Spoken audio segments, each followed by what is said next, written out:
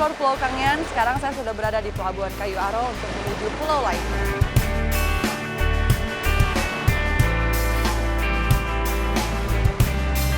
Dadah, Assalamualaikum.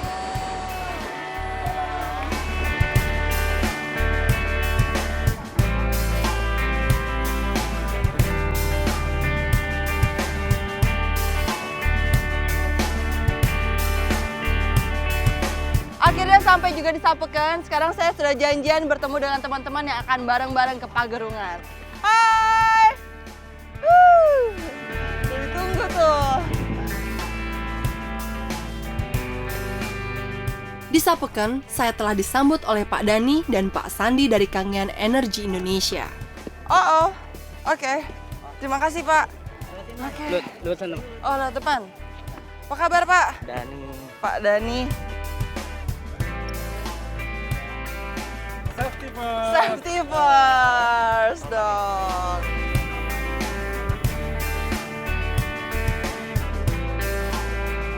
Pulau yang akan saya tuju adalah Pulau Pagerungan Besar. Pulau yang berjarak sekitar 3 jam dari Pulau Kangean ini masuk dalam wilayah Kecamatan Sapeken.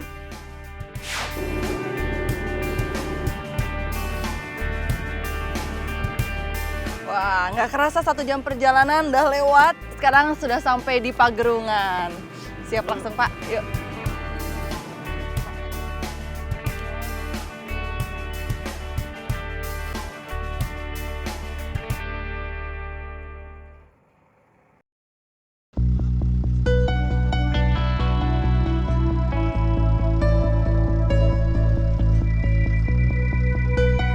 Saat ini saya sedang berada di Kangean Energi Indonesia, sebuah industri penghasil gas bumi terbesar se-Jawa Timur. Berbicara soal Pulau Pagerungan, ada sebuah kerajinan tangan yang khas, namanya santeki. Saya tertarik untuk melihatnya.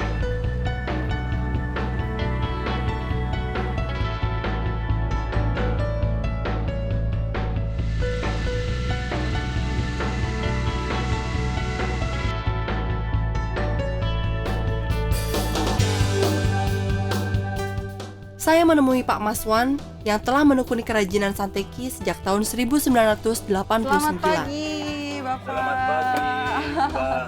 Sebentar, saya masuk sini deh.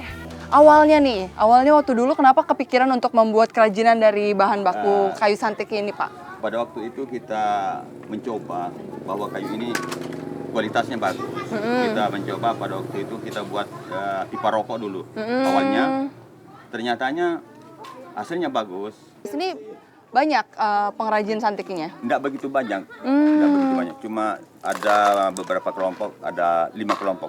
Terus ini apa aja nih, Pak? Yang bisa di Tongkat, ada tasbih, ada gelang. tongkatnya. Ini tongkatnya ada isinya ini. Ada isinya bisa dicabut. Isinya? Ya. Waduh. Ngeri nih isinya, Pak. Oh iya, saya dengar-dengar juga sebenarnya orang yang memakai gelang atau bahan-bahan berdasarkan bahan-bahan dasar santeki ini juga ada perasaan yang berbeda gitu, Pak. Iya. Apa, Pak? Jadi lebih percaya diri atau gimana, Pak? Iya. Memang kayu ini ada khasiatnya. Oh iya. Ada khasiatnya. Apa itu, Pak? Kalau kayu ini ya, kalau kita sedang luka di sini, kita pakai serbuknya ini, langsung kita tempelkan, langsung darahnya itu mampat. Oh gitu. Besoknya itu sembuh. Oh iya. Wow. Bener kah itu bisa meningkatkan percaya diri, terus katanya nanti bikin menolak bala Iya, gitu? betul. Oh, itu Ular juga. gitu. Bisa. Jadi untuk menolak bala, untuk apa? Untuk pokoknya ular takut. Hantu-hantu takut. Bahan baku sendiri, ini Bapak dapat dari mana? Dapat dari ini jauh, Mbak, ini ambilnya di daerah Sulawesi.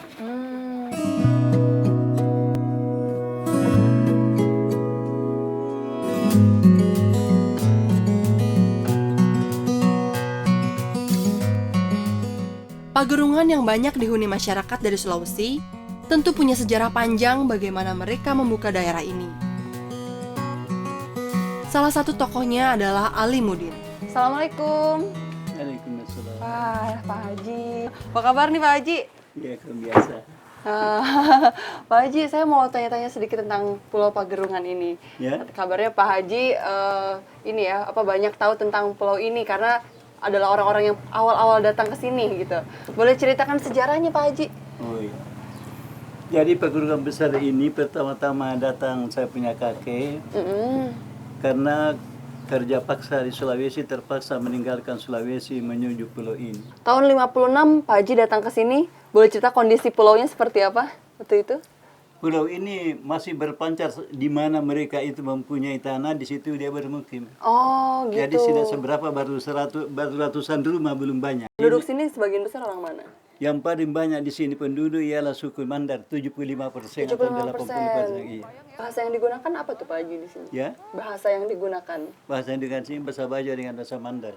Bahasa Bajo sama Mandar. Mandar ya. Oke. Tapi Bajo itu mengerti bahasa Mandar, Mandar berarti mengerti bahasa Bajo. Oh jadi saling mengerti ya Saling itu.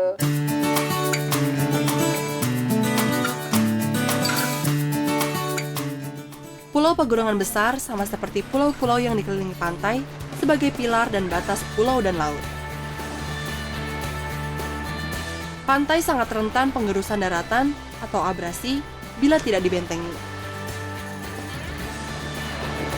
Ya, satu-satunya benteng alami yang menghidupkan ekosistem pesisir adalah mangrove. Ekosistem mangrove menjadi simpul penting yang menjadi batas kehidupan laut dan darat.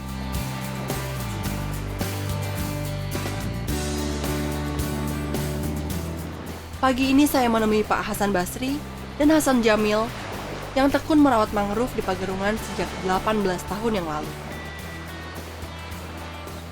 Boleh dijelaskan Pak ini udah berapa lama ditanam? 9 tahun. 9 tahun. 9 tahun jadi segini?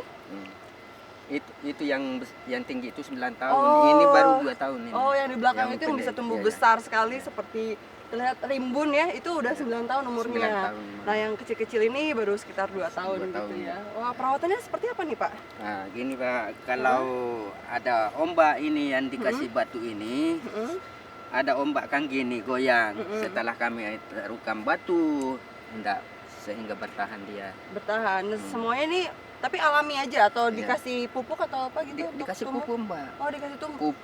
Pupuk area sama MPK ya daun kendasil. Untuk kegunaan mangrove sendiri sebenarnya banyak sekali. Yang paling penting adalah dia sebagai nursery ground atau tempat di mana sebuah ekosistem itu bisa dimulai. Jadi untuk keanekaragaman hayati juga bisa tumbuh kalau ada mangrove ya Pak ya di Iya sini. Pak, benar-benar. Keuntungan lainnya adalah supaya menahan abrasi dan ombak yang besar dari laut, jadi tidak langsung ke darat, jadi dihalau dulu sama mangrove-nya.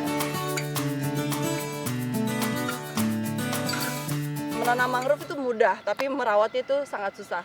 Kalau misalnya belum bisa secinta Pak Hasan terhadap mangrove, kalau nggak bisa seperhatian itu sama mangrove, minimal jangan buang sampah sembarangan ya Pak.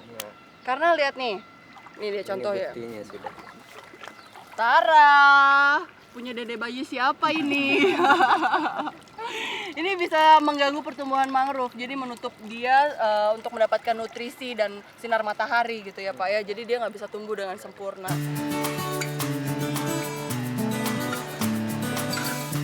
Teristimewa memang saya menanam kekaguman luar biasa terhadap orang-orang yang berjuang untuk lingkungannya.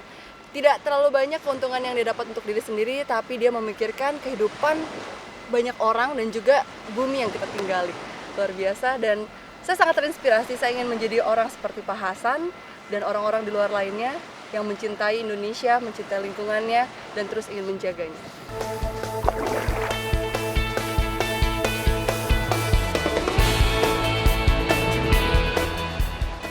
Kepulauan Kangean menjadi salah satu gugusan Pualam yang mewarnai bingkai Nusantara.